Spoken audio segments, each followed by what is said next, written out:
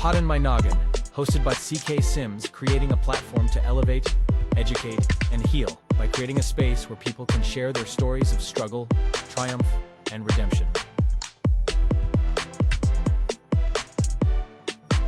CKS Media. Hello, everyone, and welcome back to another episode of Pot in My Noggin. I'm your host, CK Sims, and this week I am very excited to have our guest here, author Brad Elder of the new book, Recoil of Justice. As a podcast host, I have had the privilege of reading and interviewing many authors, but rarely do I get authors who are in my favorite genre. Nice. So this was a particularly exciting thing for me to receive. But just so the audience knows, so Brad and I connected many, many months ago, actually. And so I knew of the book, but there were still revisions and things that had to be due, all of the things that you need when you're releasing a good book. And then finally, just maybe, I don't even think it was 2 full weeks ago, I received it in the mail, and it was like the perfect timing because I had nothing slated for the weekend and I could just throw myself into it. So anyway. Aren't those the best? Aren't those the best weekends? They are the best weekends. So welcome to the show, Brad. I am delighted to have you here. Talk about your book and what got you here. Yeah. Thanks for coming. Well, thank you for having me, CK. I really appreciate it very much. Excited to be here and excited to talk to you about my book, Recoil of Justice. I've done a number of podcasts, but only a few where the host has actually read the book. So I'm really excited about this one. Okay, so I feel privileged then, extra, and I'm kind of having a fan moment, oh my goodness. Just to be, so this is the type of book that I would have purchased on my own, right? Like if I had seen it in the bookstore or on Amazon, I would have seen the cover. I would have seen that little Ryan Wolfe thriller down at the bottom. I'm like, this seems like it might be right up my alley, okay? And then I would have brought it home and I would have read the book and I would have had the exact same reaction that I had. And then I would have tried to seek you out to get you on the show. But so before I fan out and all of those things so people at home, just before we start, and you can tell how excited I am. I'm usually very composed. Recoil of Justice by Brad Elder is available for purchase now, correct? It is absolutely on anywhere they buy books online. Amazon, Barnes & Noble, pretty much anywhere they buy books online. If you want a really good read, I would highly suggest this book. The story is amazing. I'm going to talk about it too much right now. I want to kind of talk about Brad as the human behind the book, and then we're going to get to the book a little later, but definitely. So Brad, tell me, you're a lawyer by trade, no? That is correct, yes. So did you always want to write a book? Okay, that's a really good question. No, I didn't. It was not on my bucket list to do. I don't have a creative writing degree. I wasn't particularly an avid reader certainly not in high school. I was the Cliff Notes kind of guy in high school. I got to college and I avoided literature classes like the plague. They just didn't do anything for me. I went to law school a little later in life. I was in my early 30s when I started, and you don't have a choice there. There's no Cliff Notes for the case law in law school. So you had to read. I mean, I didn't have a choice, and I found myself, not all the cases, found myself truly enjoying learning through reading while in law school. So after I got out and got my license, I needed an escape from the everyday hellhole that practicing law can be, or stress hole. That's probably the stressful lifestyle practicing law can be. And I needed an escape. And so I found the John Grisham novels. I thought, well, I'm a lawyer. He's a lawyer. Let's start reading that. And I found it to be an incredible escape. And since then, I've moved on, to other authors that I love. Then it moved to Harlan Coben, and then it moved into Brad Thor and Jack Carr. And oddly enough, I'm just now experiencing Vince Flynn, he's kind of the inspiration for a lot of these great thriller novel writers. He's the inspiration, but I'm just now finding him. And I'm just now discovering S.A. Cosby as well. Fantastic writer. So there's a lot of Baldacci, there's a lot of great writers out there that I've discovered, but it was not on my bucket list. I was reading Red Sky Morning by Jack Carr. It's been less than 2 years ago, probably now. And something occurred to me that I think I may be able to do this. And so when I finished Red Sky Morning, I put it down and got out my computer and started writing. I didn't have a plot in mind. I had a basic theme in mind that I wanted to write. And I just started writing. And again, I had no clue what I was doing. I had no clue if I could even do this. So I wrote about the first 4 chapters and gave it to my wife. Needed to give it to someone. And she read the first few and said, "This is really good." Now you go, well, she's my wife. Of course she's going to say that. And so I finally got up the nerve to send it to one of my close friends who is a writing professor at a university in South Carolina. And it came back very complimentary, to the point he said, "If you don't pursue this, you're crazy." And so that gave me the confidence to go forward with the process. And then I really started to buckle down. That whole process was probably, by the time I got up the nerve to send to him, I would say it was 4 to 5 months. And then that gave me the real confidence to go forward. And then I started in earnest, and probably took me about 9 months from there to finish the novel completely. That's fascinating, right? Because I think just from a transformation perspective, like, now you're a published author. Mm-hmm. Who didn't really care for reading in high school and college. Like you said, you had no... when you do law, and especially when you first enter into law, like, there's a lot of reading. I don't think people understand how much reading is required just to take on a little case. Plus your year of articling, I think it is. The amount of... what kind of law did you do? Well, in the beginning, I did. Whoever walked into my office and said, "Do you do this kind of law?" Especially Fair. if rent was due soon. I'm like, you know what? As a matter of fact, I do. So mostly that was mostly divorces, some criminal defense, things like that. And then I kind of got out of my own practice and started into the title insurance industry, where I opened a title company. And so my focus from my law from there was real estate law. So, and backing up a little bit, before I started writing, I was actually, I never considered myself a very creative person from an artistic standpoint. I've created companies and I've created infrastructure and things like that. But from an artistic standpoint, I never considered myself very creative. We were involved in a lawsuit. I wasn't the lawyer on it. I was the defendant, actually. And it was maybe one of the most stressful, painful times of my life. Hired a group of folks, and actually it touches on it a little bit in the beginning of the book, just barely. Hired a group of folks and from a competitor, and they didn't take it very kindly, and they sued us. And it took 3 years, cost a mountain of money in legal fees, to the point to where we weren't sure if we were even going to make it. I had gone through a divorce at that same time. Like, I got separated, was served with a lawsuit, went through a divorce, and was fighting this for, at this point, about 2.5 years. And the trial was finally scheduled in September of 2019. I had 3 weeks set aside, because that's how long they estimated the trial to be. And I was so ready for it to be over with, because it was such a massive distraction and a massive stressor. No matter how it came out, at least we're going to get it behind us.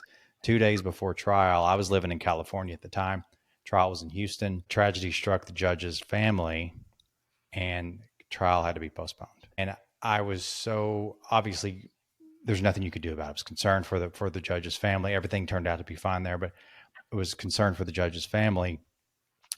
But so frustrated that now it's going to be 6 more months. And I just needed something to do. I needed something that only I could control. I had to have something just for myself. I'm not a painter. I was never a painter. I thought I'm going to try to paint something, because something where the outcome doesn't matter.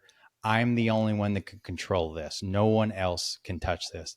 So I went to the paint store and bought some canvas and some paints, and I just started painting. The first few were absolutely god awful, to the point they were in file 13 before the week was over. They were terrible, but I just kept trying and was painting the picture, and I actually made a brush stroke, and I'm like, oh wait, that looks just like a wave.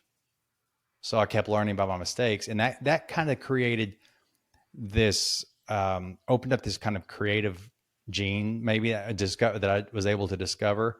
And I kept doing that. I kept, painting some just oddball paintings and things that I enjoyed. And that created a creative spark in me. And that's what led me to, when I was reading the Jack Carr novel, to go, I'm ready to create something else again. I think I'll create a book. So that kind of leads me to a traumatic experience unlocks something in my life that I never foresaw coming. That's kind of incredible, though, when you think about it. Like, through our darkest times, when we're pushed against the wall, like that sort of thing, and we just need some sort of release, some sort of like something. And for you, it was initially painting. Is that one of yours behind you? Yeah, it is actually. Let me see if I can move it's not real good. I'm a bit of a beer drinker, and I decided one day that, hey, this glass looks cool that I was drinking out of. I like the colors and I like everything. So I just thought I didn't have 5 of them at the time to go. So fantastic. And love the gold with the blue.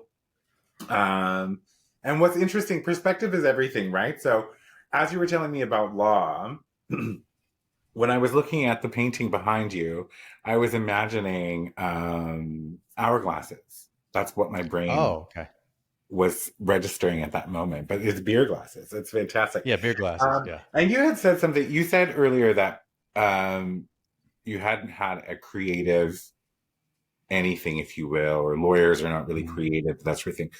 I would argue that lawyers are very creative and have to be very creative. It might be regimented and structured, but like there has to be a creative component in a lawyer if they're going to be good at practicing the law. Well, and you make a good point. I'd always tell people you have to create a story in a light most favorable to your client. So I didn't consider artistic, though. I guess now looking back on it, there's definitely some creative art there. Because there's so much pressure involved with it and you had to get it right. It wasn't like it was a blank canvas that and it didn't matter where it goes, almost like something artistic. So yes, you do have to be very creative. I never considered that artistic, though. And probably because I just didn't realize it was. Those might be your grassroots movements of what brought you through your painting and then through your book, like to your book. I have a question. So you started writing this, you ruminated on it, and then you finally sent it off to your friend who's an English professor at University of Southern Carolina. South Carolina. He's in coastal Carolina. Okay, and you got it back with a very complimentary and like a prod, essentially. Like, you'd be crazy if you didn't write this. When you sat down, when you opened your computer, what was in your mind? Like, do you remember like what was formulating in your mind? Like, yeah, I do. I remember at least the basic plot line. I wanted, and I don't know what precipitated this, but I wanted to do something where on the surface it was a common person who went into a common job and didn't realize they were getting themselves into something very sinister, that the powers that be were, had something behind the scenes that they were having them work on, and they didn't realize that's what they were working on. So initially, Ryan gets the call from Eric Meyer's dad. You know Eric Myers from the book. He's a completely different character originally. He was going to be a computer programmer and working on a computer program, but what he didn't realize is it was a portal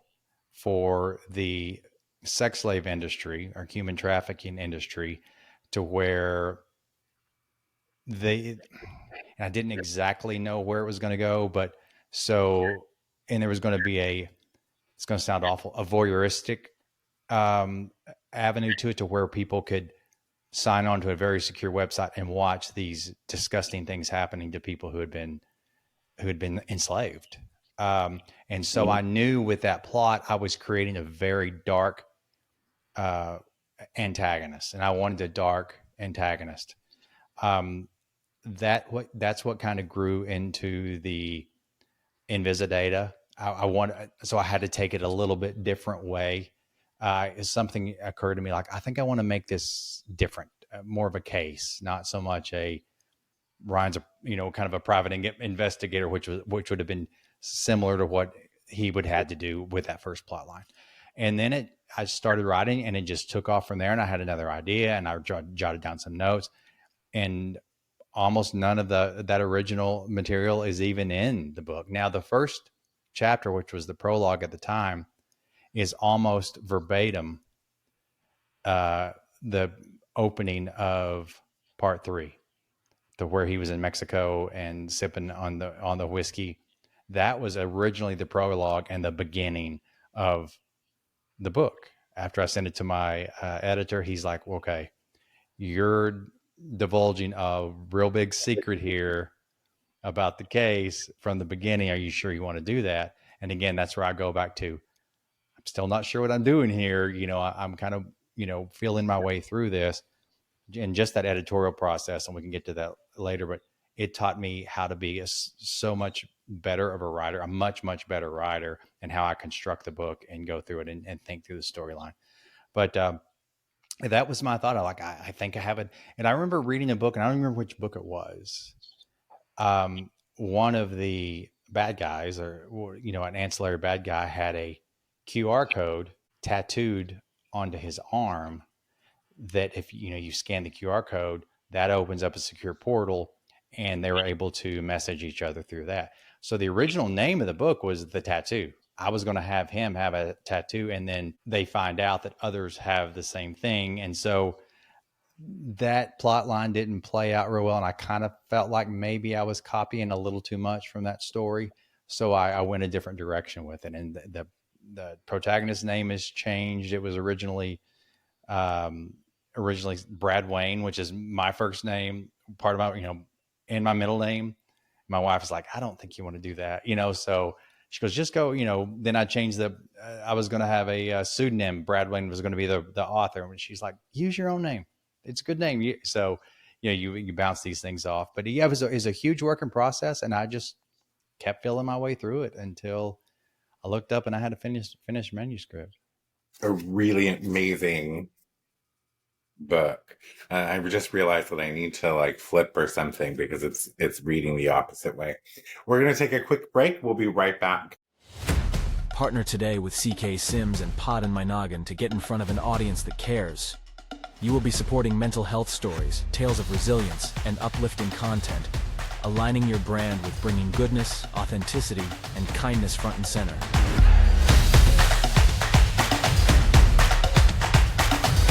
This spot could be yours. Do you have a story of struggle and resilience? One that you want to share with others and possibly help someone through their own struggles? Find the link in the show description and fill out the guest form today.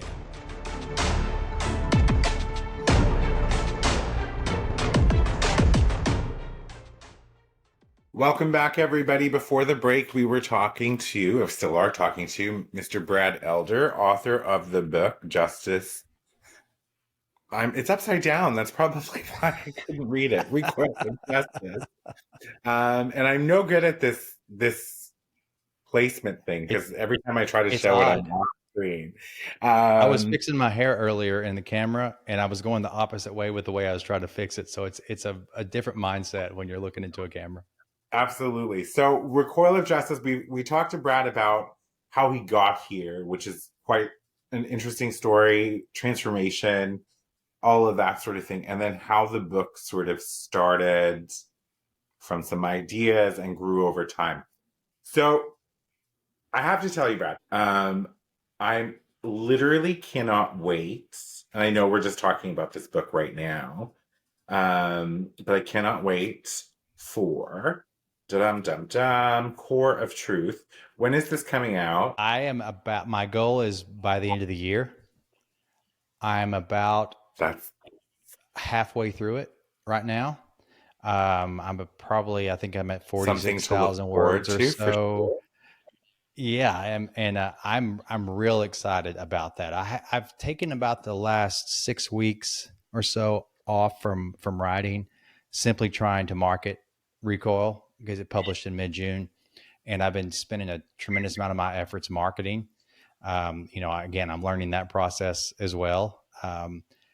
And just this week, I got back in and I added about 2,000 words yesterday. And I was in a little bit of a standstill because I couldn't quite decide which direction. I was having not writer's block, but I was having trouble with about 3 different directions.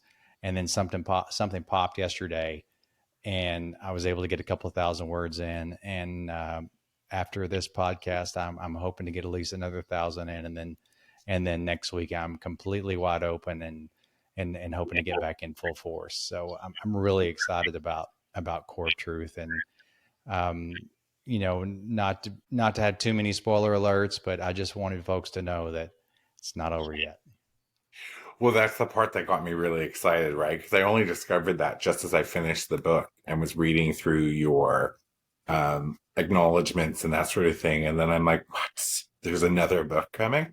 Okay, so the book. I really love, there's so many elements of this book that I truly loved. So, one, I liked how you shaped Ryan's character. Like, there was something about Ryan's character that felt extraordinarily believable and not over the top.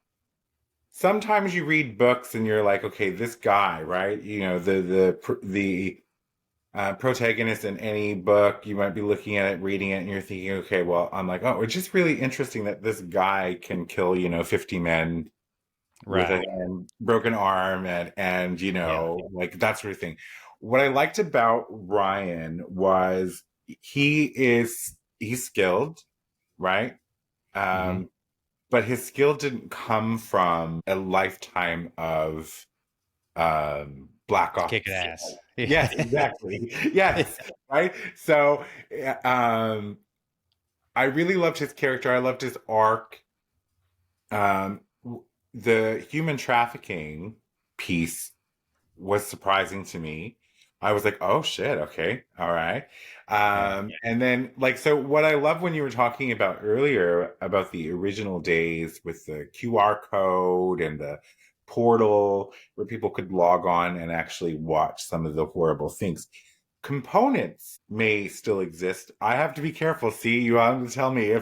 if I say anything that's a spoiler, you need to tell me No, like you're fine so far. I think okay. this is So totally fine. components of that original story still exist in some ways, right? Yeah. Yes. I think the start of the book was a completely, what's the word I'm looking for? I spent a few chapters, if not more, trying to grasp why that started the book. I mean, you know that Mm-hmm. they're going to be related somehow. Mm-hmm. So I read the start of the book and I'm like, okay, this is interesting. And then I continued and then I'm like, okay, completely change. Like we're shifting the change here. I'm like, Mm-hmm. where does that start come in? And then when it does come in, it comes in quite explosively when you realize, oh, Yeah. um, there, it's one of those things.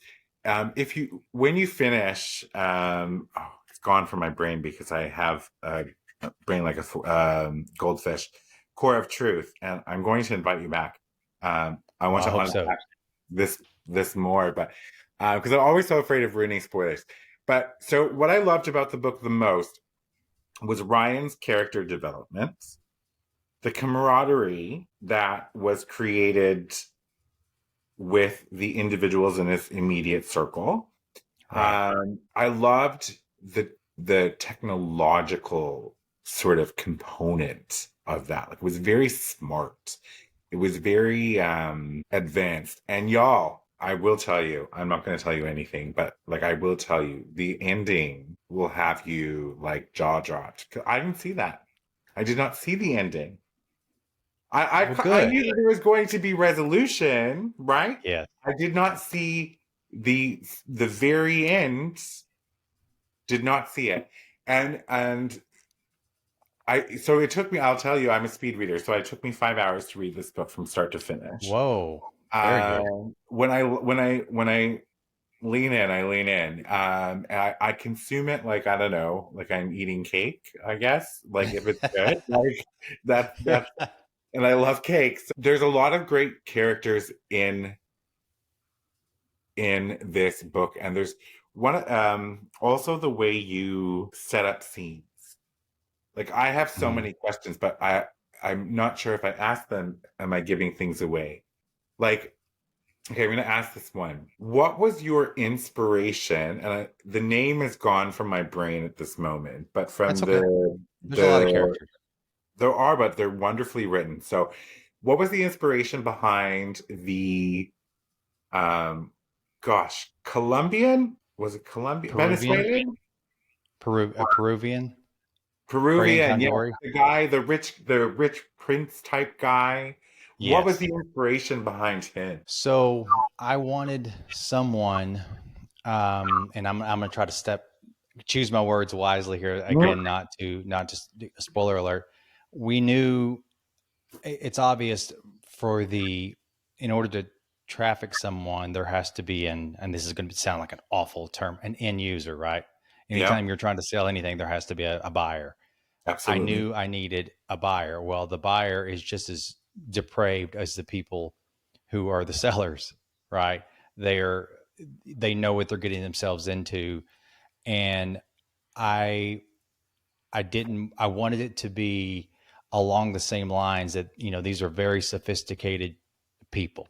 The Justin Alcordas of the world are extremely sophisticated, extremely intelligent, extremely depraved. I didn't foresee a man like that doing business with someone who was a pervert who hid in the weeds and waited for schoolgirls to walk by. You know what I mean? Mhm. The well, they're all low level, but and I'm having a hard time saying exactly what I want to say because I don't want to spoil anything. But I wanted him to be this spoiled brat billionaire who there's just absolutely no repercussions for his actions, none. He's obviously handsome. He's obviously extremely rich, which you would need to be in order to afford the level that Alcorta was going for. Um, and so I didn't. It just so happened to be Peruvian. I needed him to be from a different country. I didn't want it to be America. I was really trying to keep most of these actions out of the United States because of the things that happened. If it happened in the United States, the things that Ryan did, if it happened in the United States, there would be serious repercussions from a legal standpoint. So I needed it to be out of the country.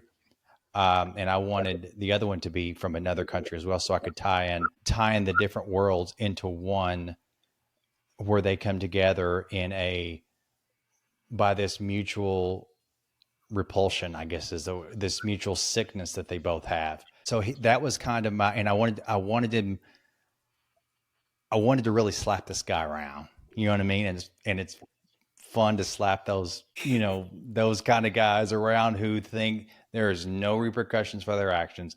I've never done, I can do no wrong. I've never raised a finger to do anything, but I'm literally on top of the world, and then have them meet Colonel Chuck and, and what goes on from there. And so, going back, and I know this was not the question, but going back to Ryan's character, and you find a lot of protagonists when we meet them, they've been, the foundation for their badassery has been ongoing for years. We usually meet them, we usually meet them when they're seasoned and they've been in the CIA or they've been in Black Ops or they've been in the military. I didn't have that. I don't have that kind of background personally. I couldn't write on that. I never wanted to really write legal thrillers. I wanted to write more of an action thriller. And when I read those other books and about those protagonists, I always kind of thought in the back of my head, what would happen if a normal person, normal everyday guy, was put in the situations they're put in? How would you handle it? And I know I'm talking about a home invasion where I think we could all muster up the stones to stand up and protect our family. I'm talking about a scenario that those other protagonists found themselves in, that Ryan finds himself in. What would you do? And I also wanted the character, I always kind of wonder about the backstory, and some will allude to it, of James Reese or Scarlett Harvath or somebody like that. I wanted to introduce a character where you're with him at his genesis of where I want the character to go. So we don't pick him up, 5-8 years from now when he's in more situations like this, and then you have to tell the backstory. Oh, he used to be a lawyer. No, I wanted to introduce him from the get-go, so you can grow with him and see all these character arcs and experience it with him. You did that, I hope so. Right? Like, I hope so. Yeah. So you totally did that, because what you're talking about in that moment, it was so artfully crafted, that moment. And I believe, without question, and I'm just like this little dude in Canada, I believe that if I were faced with the same situation, I would do the same thing. Yes. Because there's going to be, like, no, I've not experienced this at all, but like there are times in your life when you're going to be called to do something that's completely out of character for the sake of the greater good. And I feel confident in that I would do the same thing. And so with Ryan in particular, I thought that was a fascinating development, but also just the unpacking of such thing just a little bit later in the book, right? Like there was such humanity with Ryan, and such like I said, like he's normal. One of the things that I also want to call out, and I hope that all of this like talking in shadows makes people really want to get out there and buy the book. But what I love about The Peruvian was all of that depth in story that you gave him. Like you didn't just say he's rich billionaire, spoiled rotten brat. Like you like added layers there that like it was that those are like extra gifts and treasures when you're unpacking. And Justin Alcourt, holy moly, he was expertly written as well, because I hated him. Like, yes. I hated him. Like I had I hate him is what I meant to say, actually. I hate him. You didn't mince words there. You know what's funny? Yeah, I hate him. He was one of the few bad guys that I didn't attempt to humanize a little bit. Mm-hmm. Even with Vicente, I tried to humanize him some. With Brian, I tried to humanize him some. Even with Bidwell, try to humanize him some. Say like, this is kind of where they came from. Here's a sneak peek into why they may be like this. I didn't want Alcorta to be like comic book villain, but I wanted him to be a villain. And he is. And he's I guess the part that I did humanize a little bit with him, he is very debonair. He's, very handsome. He's very charming. He's very smart. Very, his I loved writing him. I really enjoyed. He's such the antithesis of me. I really enjoyed writing that character. And here's a little aside. I'm gonna go down a rabbit trail here. There is a real Justin Alcorta, a real human being, and he coaches he's my assistant coach on my son's little league baseball team. Love this. And So you did this. yes, I did this with several of my friends. And actually I was right before we got on, I was in the middle of writing. I'm a little delayed in delivering this to the reader. The names behind the characters, so the people behind the characters. Several of the names that I used are my friends, and Justin Alcorta being one of them. It's so funny. I had not talked to Justin in a few months because baseball season wasn't going on, and he texted me. And the Justin Alcorta of my life was an evil SOB. He texts me and it pops up, and I had that moment of like, whoa, Justin Alcorta's texting me. But yeah, it's just kind of my way of a nod to my friends that, they had to have some name. So I'm going to make them, I'm going to make them my friends' names. And that was my nod to them for their years of loyalty. Which, I mean, for most of your friends, they fared very well in writing and all of those things, being, other protagonists in the film. This will be a film. I'm putting it out in the world. Well, I would not be opposed to that. And also, what's funny is I will send you a picture, because I can't remember his name at this moment. I will send you a picture of the actor who Justin Alcorta materialized in my mind while I was reading. Please do. Very pretty, beautiful. He has very beautiful eyes, but he plays a very he plays a hateful bastard very well. And so I think he would be a really great Justin Alcorta. And then, what was I going to say? I had something in my mind. So what did Justin Alcorta, the real one, think of? Has he read the book?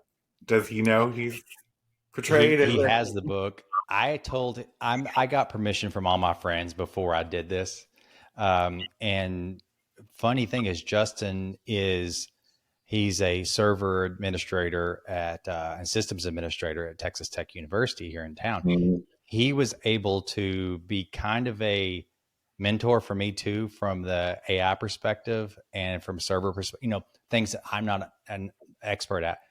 I reached out to him and said, hey, I've got a question here, a question there. Like, does this sound ridiculous? I mean, it's fiction, so it's not going to be, it's not going to be foolproof. It's not a nonfiction book, but I also didn't want it to be totally ridiculous, having flying cars and things like that. So, I was able to reach out to him, and he was the one I was most concerned with being a bad guy, because this is as fine of a man as you will ever meet. He's a family man through and through. He has a strong Christian faith. He's just a good human being. And I'm like, that's perfect. You're not going to be a good human being in my book. And I asked him about it. He's like, oh man, yes, that would be awesome.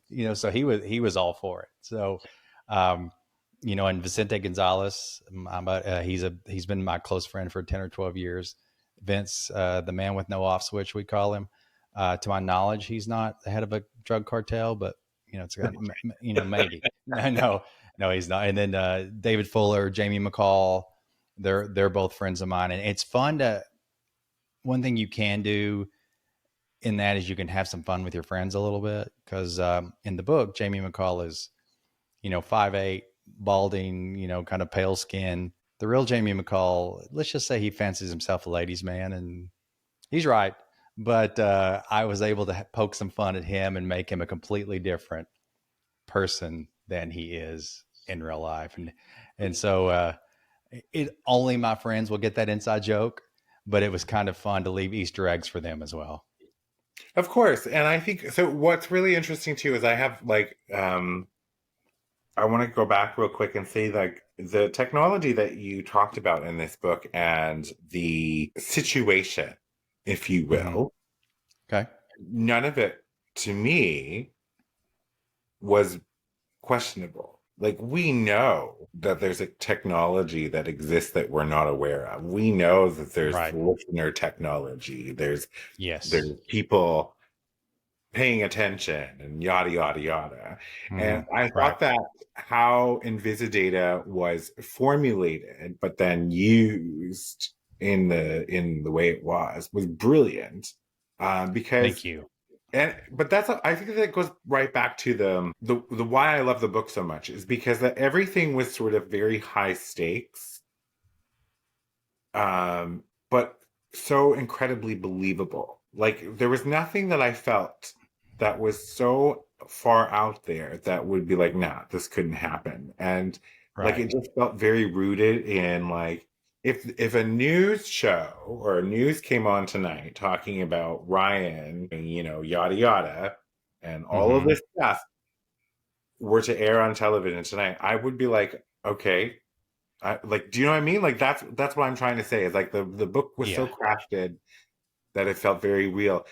And what the other, just to add like one more piece to this is that the backstory and layering with the cartel and the absolutely brilliant. Like there, there's history there that you're like this is crazy, and like now I'm fanning right because I think Well, that no, that's okay.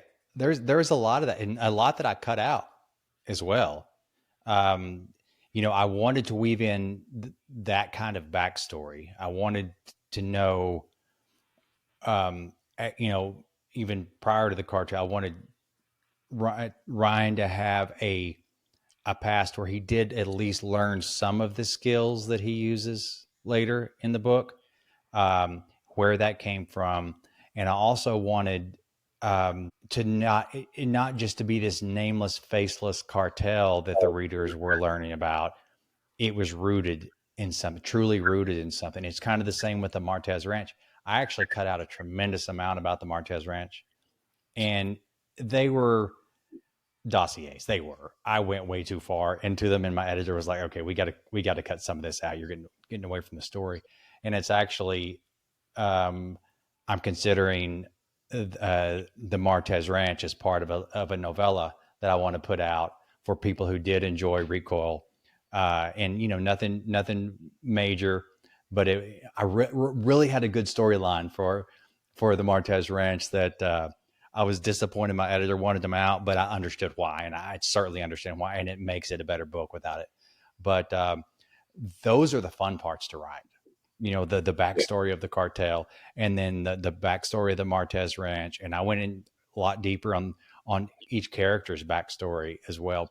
And again, way too much, but it's now has me excited to come up with expand on a little bit, and I never deleted anything. You just move it to another folder, right? And yeah. I'm hoping to develop a novella out of that. And so it's interesting that you say that that's the parts that you found real interesting, because those were fun. Those are really fun to write. I just thought that I read a lot. Like Mm-hmm. I usually average anywhere from 100 to 125 books a year. Like Wow. with my job and other things that's going on. That's how I get into my body and feel in the moment. Like get centered, grounded, all of those. Just read. So getting lost Mm-hmm. in book. That's the parts that I felt were like just there was a really great story, but then even on top of this story, there was just layering that like the whole cartel fiasco. We won't Mm-hmm. talk about anything. The going back in time Mm-hmm. parts, like I was just like, this is crazy. Like there's just such, and I agree with your editor. While I would love to read the original, like the full manuscript from start to finish, what what you did end up putting out was a really high sort of stakes, palpable, solid, good read where people could sit down and enjoy like that action. There's some wow in there where you're like, oh, Yeah. and like you're rooting for people. And I'm being cognizant of time, but I want to ask, um, besides Ryan, which Mm-hmm. because we know it's going to be a series by Ryan Wolfe thriller, right? Yes, Will we see any of the characters that are in this book in future Ryan Wolfe you will. thrillers? Okay, You good. will. Obviously, Because- you're going to see Ryan. You're going to see Colonel Chuck and the boys again.